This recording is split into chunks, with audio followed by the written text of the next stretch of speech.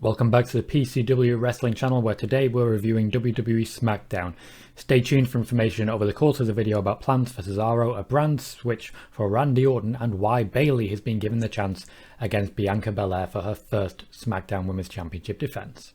Hello everyone, I'm PCW's Tom Colohue, and we are going to be doing Raw and Smackdown reviews every single week, so if you're interested in that, click like on this video, be sure to subscribe, and let's get into more detail about what happened last night on Smackdown. Smackdown technically opened with Cesaro, but he never really said a word. He was spoken over by Seth Rollins, by Jey Uso, and then he was spoken for by Daniel Bryan, before then being spoken over by Roman Reigns. It seems very clear that someone does not have much faith with Cesaro on a microphone, and that's very unfortunate for Cesaro. Throughout this promo, Daniel Bryan was essentially calling Roman Reigns scared of Cesaro. Roman Reigns countered saying that he wasn't scared of anyone, and that's basically all we had for 11 or so minutes. Eventually, after a commercial break, this broke down into a 20-minute long tag match. Cesaro and Daniel Bryan on one side, Seth Rollins and Jey Uso on the other, and it was an incredibly good match to start a Smackdown with. This is how you keep viewership right there. Bryan would eventually get the pin over Jey Uso. You'd expect it to be Cesaro given his current build, but ultimately Bryan won this for a reason, which we'll get into a little bit later on. Now, a bit later on, Bryan did approach Adam Pearce backstage and demand a title opportunity for Cesaro. There's a reason for this. Essentially, as we'll find out later in the night, Daniel Bryan will be lining up against Roman Reigns next week for the Universal Championship. Cesaro, if Daniel Bryan is not able to win, will be on his own because Daniel Bryan will be leaving SmackDown. I find it highly likely Daniel Bryan is leaving SmackDown. This means that while Cesaro was spoken for this entire SmackDown, barely able to get a word in at any point, and even being told what moves to do at times, in the near future, Cesaro will be on his own and isolated, and he'll have to cut his own promos. This presents him as something of an underdog against Roman Reigns. The plan at the moment is for Cesaro versus Roman at WrestleMania Backlash, and possibly at Money in the Bank as well, so that Cesaro is not automatically in the championship match, or should I say, the briefcase match. The WWE had announced ahead of SmackDown that Apollo Crews would be defending his Intercontinental Championship. He would of course have Commander Aziz in his corner, formerly Dabba-Kato, and even more formally Babatunde. So the former Babatunde. As it turned out, Apollo Crews would be defending this title against Kevin Owens, which made a very promising start to generally what's been a very good SmackDown already. This was near the end of the first hour. In fact, it was a draw segment, the actual match. And a very good match indeed it was. Most importantly though, it's nice to get a bit of breakaway from current feuds and what's looking like going to be a lot of rematches, with Big E going against Apollo Crews again and Sami Zayn going against Kevin Owens again. SmackDown unfortunately has been a lot of WrestleMania rematch storylines so far. Speaking of which, the build towards Natalya and Tamina getting another shot against Nia Jax and Shayna Baszler continues, with Nia Jax losing to Tamina in about 3 minutes. As usual, this was our only women's wrestling, and it was a pittance at best. The Intercontinental Championship match started slow with a lengthy chinlock, but picked up pace very quickly. We had pop-up powerbombs, we had some attacks on the outside. Sami Zayn, of course, made his presence known because you don't get Kevin Owens without Sami Zayn following behind him. And ultimately, it was a combination of Sami Zayn and, of course, Commander Aziz who cost Kevin Owens this match. Apollo Crews getting the visible pin overall here on Kevin Owens, which is a very good look for him. Backstage, Paul Heyman confirmed that we will hear from the Tribal Chief tonight. We already did, and we do it every single SmackDown, but that's big news.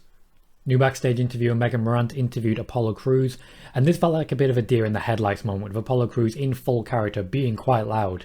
What I will give Morant credit for, though, is she waited a long time to finally dodge a charging Big E, and really helped sell that moment for me, because usually they take the camera off the interviewer to hide the fact that they're running away from shot when someone's about to be attacked. Megan Morant didn't do that. She wanted to be in shot until the last possible second, and it really convinced me that it wasn't going to happen, so well played there.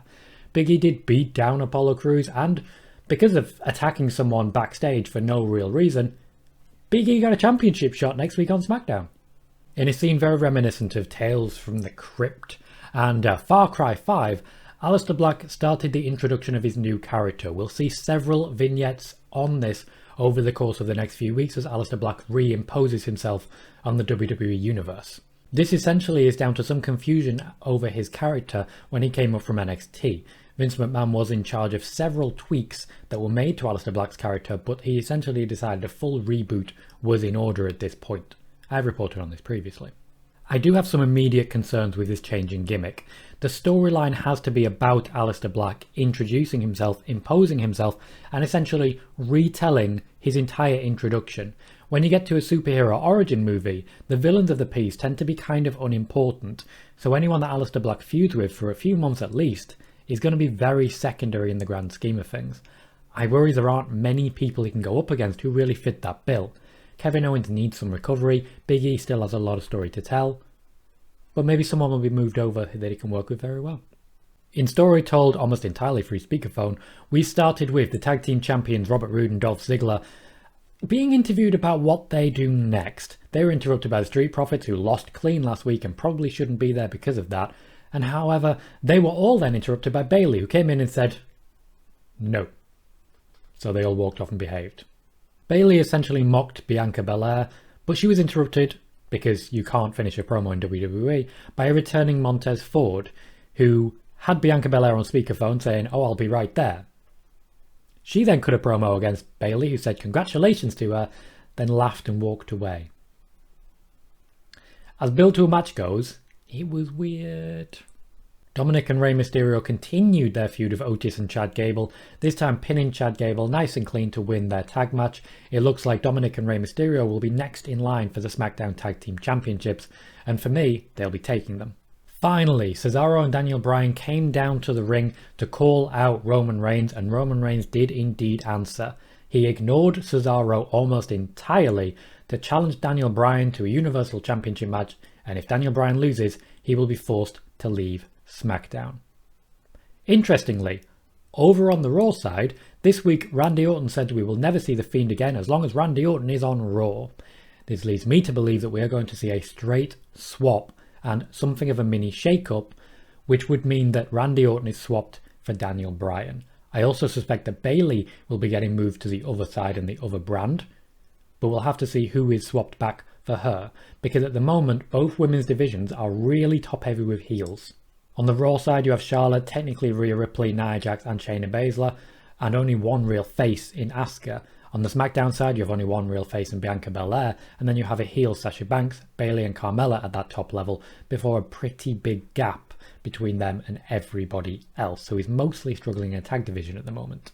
Bayley is getting this particular opportunity because she's the biggest name after Sasha Banks who can put Bianca Belair over. So I very strongly suspect that's exactly what we're going to see, and then Bayley can move across, potentially for someone like Charlotte Flair, who then would be able to be the opportunity, as it were, for Bianca Belair. Bryan, by the way, did accept the championship match for next week on SmackDown. WWE clearly trying to get you tuning in for next week by giving you the matches ahead of time in a very, very big main event. I will certainly be tuning in. This week's SmackDown was very, very good. The fact that they opened with a very strong tag match featuring very big players, even though Seth Rollins did walk away from the match and that suggests that there will be a feud with Roman Reigns down the way, it was still an extremely good and enjoyable match to watch. Admittedly, the women's divisions continue to get very little focus and very little love, and that is a recurring weakness across all of WWE, particularly this year. The lack of Becky Lynch, for a long time the lack of Charlotte Flair, seems to have really encouraged the WWE to completely ignore any secondary storylines in the women's division, and that's really not acceptable. Outside of that, I'm very excited to see Cesaro versus Roman. I think the build for that has been excellent so far. We are being promised a very good SmackDown next week, and if we see some combination of Kevin Owens, Apollo Crews, Big E and Sami Zayn in a fatal four-way, I'm not going to complain about that either. We got good wrestling, good storyline progression, and not too many rematches this week. Not a perfect show, but a good show nonetheless. Let me know what you thought of SmackDown down in the comments. Be sure to click like on this video and subscribe for more PCW content. I've been Tom Colohue, and I'll see you very soon.